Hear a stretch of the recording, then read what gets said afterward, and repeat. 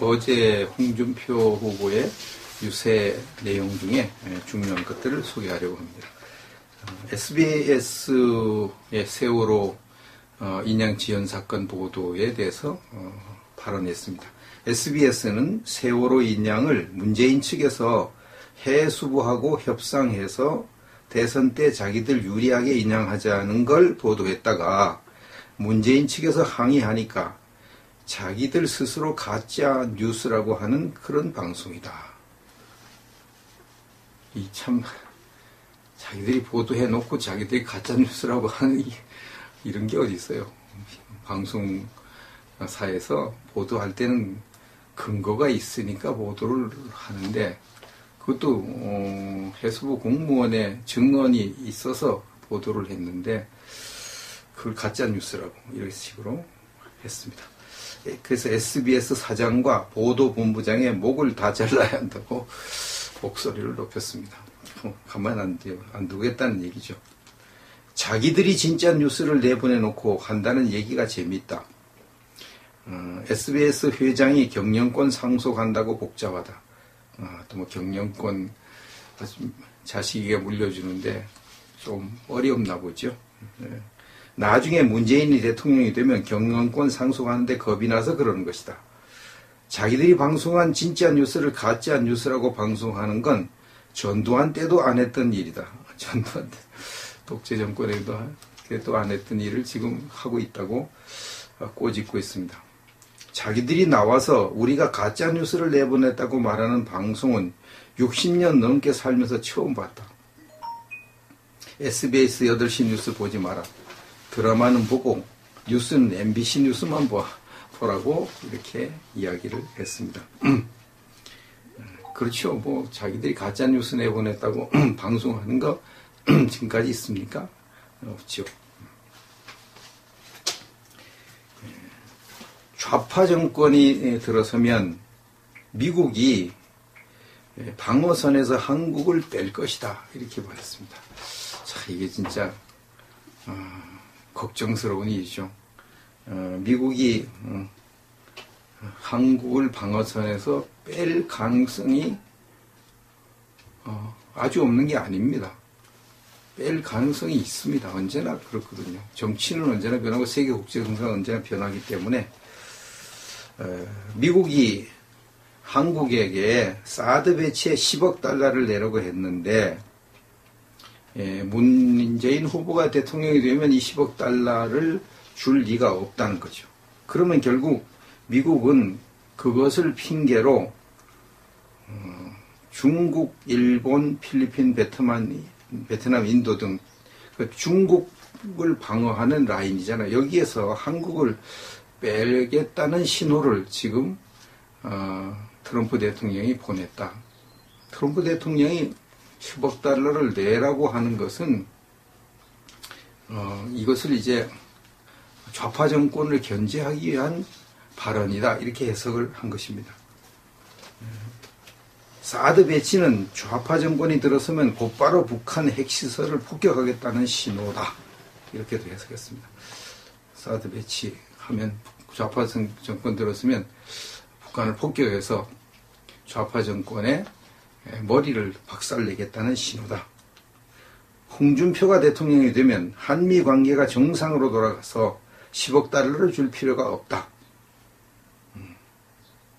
이럴 가능성이 많습니다. 이제 우파 정권이 들어서면 미국의 걱정거리가 사라지니까 안심하고 한국을 지원할 수 있으니까 그 10억 달러 안 주기로 돼 있는 걸 굳이 받아가는 그런 무리수를 둘 리가 없죠. 지금 절대 우리가 추구해야 할 명제는 친북 정권을 세워서는 안 된다는 것이다. 참 이건 우리 우파의 절대 명제죠. 친북 정권, 종북 좌파 정권 세우면 안 된다. 이것이 이번 선거의 핵심 이슈죠.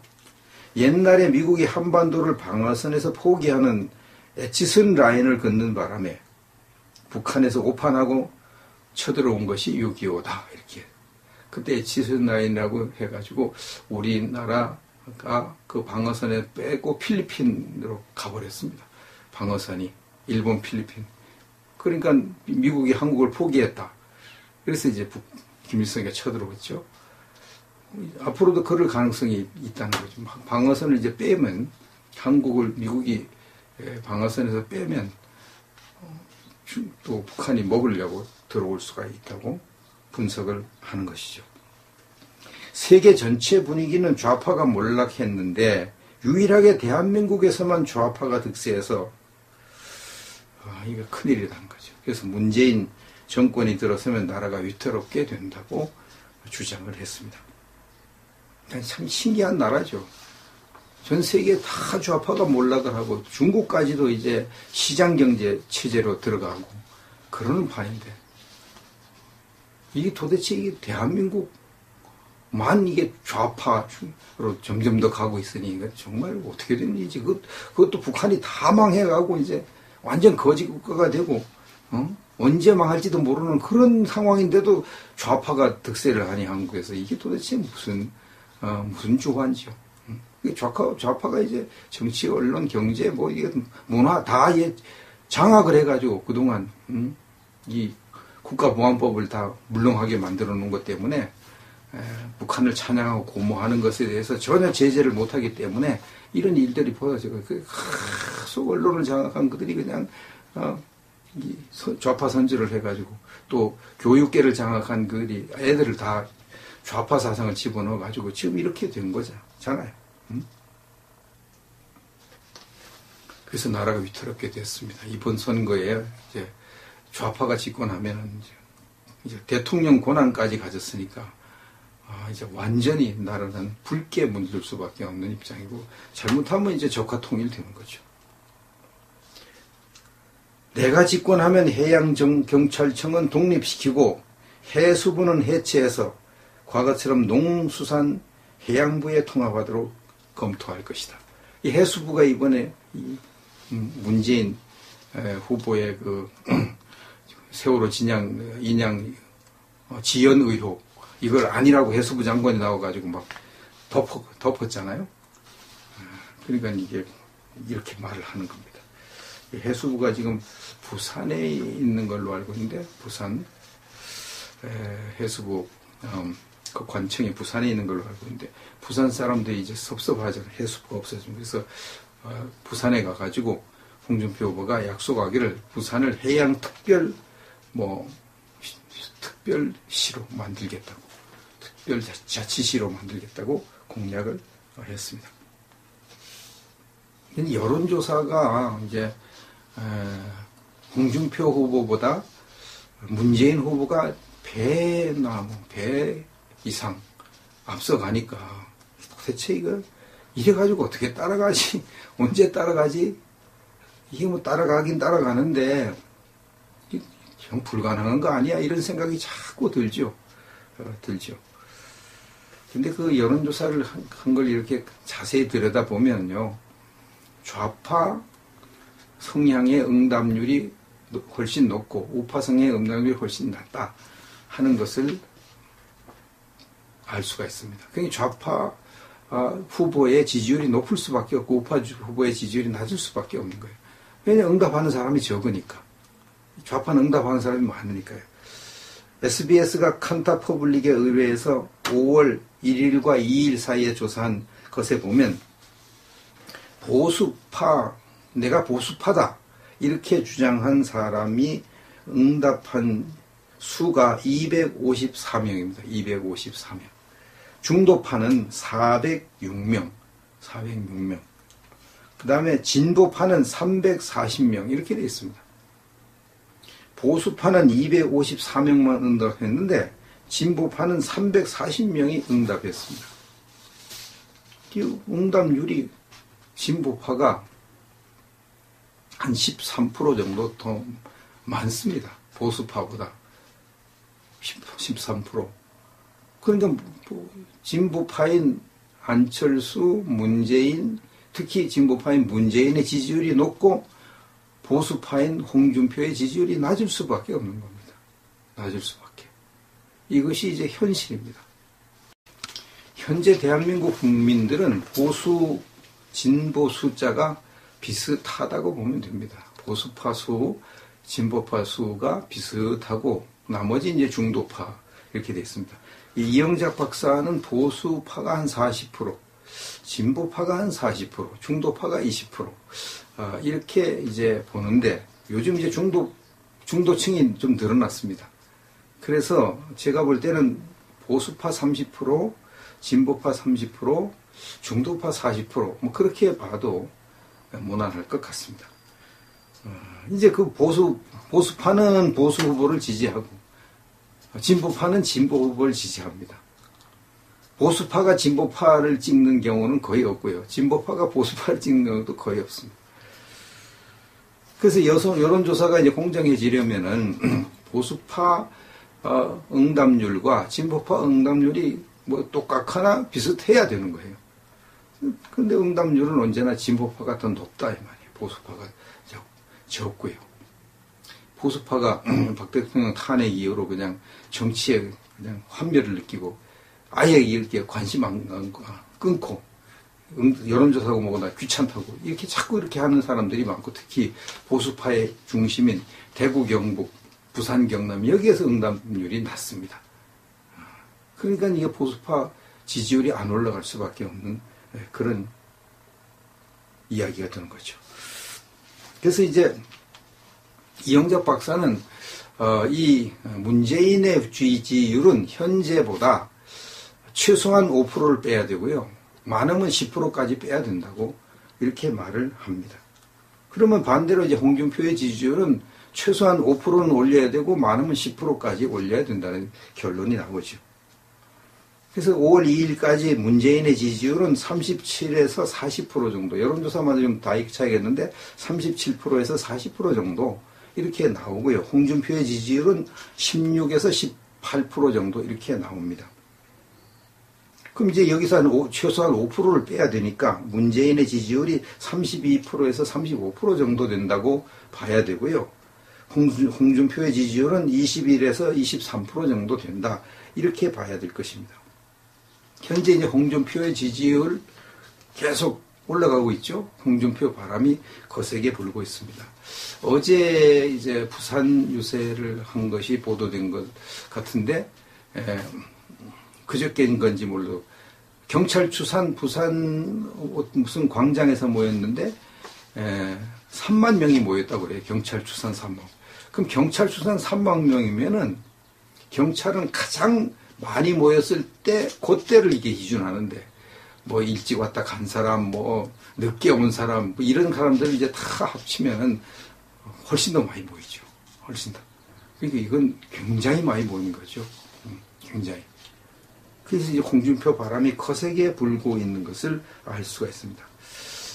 5월 2일까지 조사를 보면 5월 1일과 2일 사이에 조사한 수치보다 5월 2일 하루 조사한 수치가 차이가 확 나버립니다. 홍준표 후보의 5월 1일, 2일 조사한 것이 한 16% 정도 나왔는데요. 5월 2일 하루 동안 조사하는데 18% 넘었습니다. 2% 차이가 탁 나버려요. 하루 만에. 그러니까 최소한 하루에 1% 이상 올라간다는 걸 말하죠. 그렇게 지금 홍준표 바람이 거세게 불고 있습니다. 하루에 만약 1%씩만 올라간다 이렇게 하면 이제 선거일까지 가면 최소한 28에서 30% 정도는 된다는 결론이 나오고요. 그럼 문재인 지지율은 지금 정체 상태에 있거든요. 더 안 오르고 있거든요.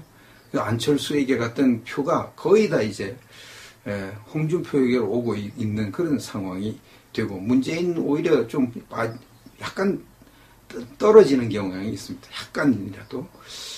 이번에 그 SBS 그 사건, 세월호 사건 그에 터져가지고 문재인의 지지율이 더 올라가기가 어려운 상황에 지금 있습니다. 그러니까 홍준표의 지지율이 계속 이제 올라가는데, 그러면 이제 결국은 홍준표의 지지율이 문재인의 지지율을 바짝 추격을 하거나 역전할 가능성도 있다는 결론이 나옵니다. 그래서 우리 보수파는 이게 현재 이렇게 추세가 하고 있으니까 선거에 절망할 필요가 없겠구나. 소망을 좀 가져도 되겠구나. 이게 쉽지는 않죠. 굉장히 뭐 지지율 차이가 너무나 많이 나가지고 쉬운 일은 아닌데 현재 홍준표 바람이 거세게 불고 있기 때문에 소망을 가질 수 있게 됐다. 이렇게 보여집니다. 홍준표 후보가 최선을 다한 후에 5% 내의 차이로 만약 진다. 5%에. 아마 그 정도로 이제 당락이 결정될 가능성이 큰 것 같이 보여지는데요. 그 5% 내외로 문재인 후보에게 진다. 뭐 홍준표 후보가 한 뭐 10% 이상 진다 그러면 뭐 할 말이 없죠. 10% 이상 진다. 근데 한 5% 내외로 진다 이러면은요. 그 책임을 누가 져야 되겠습니까? 그 책임은요. 첫 번째는 조원진 후보가 질 수밖에 없어요. 왜냐하면 조원진 후보가 한 몇 프로 얻을 거니까. 두 번째는 유승민 후보가 질 수 있어요. 유승민이 나가가지고 저렇게 해가지고 결국은 지지율 빼먹어가지고 보수파 승리가 날아가 버렸으니까 두 사람이 져야 돼. 그 가장 책임을 많이 질 사람은 이제 조원진 후보가 된 거예요. 그래서 새누리당에서는 이렇게 주장하죠. 아이 뭐 홍준표 해봐야 한 15%밖에 못 얻을 거라고 이렇게 주장하는데 15%는 벌써 넘었습니다. 거의 20% 지금 지난 2일 마감 여론조사 마감할 때마다 18% 이미 넘었습니다. 한 일주일 전만 해도 10% 이하에 있던 사람이 갑자기 일주일 만에 18%를 돌파했으니까 엄청난 속도죠, 이거. 엄청난 속도. 그런데 현재 새누리당의 주장이 이게 안 맞는 겁니다. 새누리당이 잘못 주장하는 거죠. 홍준표 후보가 뭐 한 15% 정도 득표해서 15, 16% 득표해가지고 선거비 250억 원 보전받고 그냥 명맥이나 유지하고 그러는데 그 뭐라 홍준표 때 찍어주냐. 차라리 조원진을 찍어가지고 이래 순수 보수파 키우는 게 낫지. 이런 논리거든요. 새누리당에서. 실제로 홍준표 후보가 한 뭐 15, 6%나 뭐 17% 정도 이렇게 득표하고 끝난다고 하면 그 맞습니다. 뭐 그렇게 할 바에 뭐라 홍준표 찍어요? 홍준표 찍을 필요가 없지. 차라리 조원진 찍는 게 낫죠. 지금 현재 벌써 5월 2일 날 마감만 해도 18%를 돌파했다 이 말이에요. 2일 날만 해도. 일주일 사이에 거의 10% 이상 10% 정도 뛰어버렸잖아요. 일주일 사이에. 그러니까 속도가 날이 가면 갈수록 점점 더 이제 아주 가파르게 올라가고 있으니까 홍준표 후보는 최소한 25% 이상 받게 돼 있거든요. 최소한 25% 이상 받게 돼 있습니다. 그러면은 이제 그 책임을 누가 져야 되겠습니까? 이거 유승민, 조원진만 없었으면 우리 보수파가 당선될 수 있었는데 이 유승민 조원진 때문에 이 보수파 떨어져서 당장 그럴 거 아니겠습니까? 그러면 이제 그 후폭풍을 어떻게 감당하려고 그럴지 모르겠습니다. 현재 뭐 유승민은 그만둘 생각이 전혀 없고요. 지금 뭐 바른정당 13명 탈당한 것 때문에 역풍을 맞아가지고 자기가 지금 인기가 올라가고 좀 지지로 올라가니까 뭐 아주 신바람이 나가지고 있는데 그것은 뭐 얼마 못 갔죠.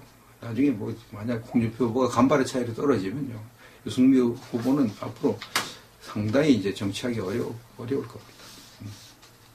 조원진 후보는 후보 사퇴할 가능성이 그래도 유승민보다는 좀 많은 것 같은데 제가 생각할 때는 조원진 후보가 하루라도 빨리 사퇴하고 홍준표 후보를 지지하는 것이 현명한 판단이 아닐까 저는 그렇게 생각을 합니다.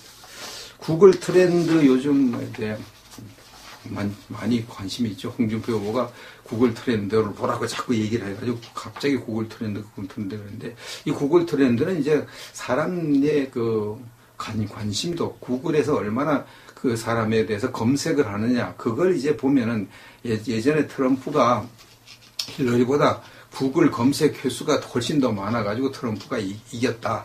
관심을 많이 끄는 사람이 이제 이긴다 하는 건데 관심은 뭐 나쁜 일을 해도 많이 끌고 좋은 일을 해도 많이 끌고 뭐 잘해도 많이 끌고 못해도 많이 끌어요. 갑자기 그럴 수 있는데 이제 사람이 계속 나쁘게 하진 않잖아요.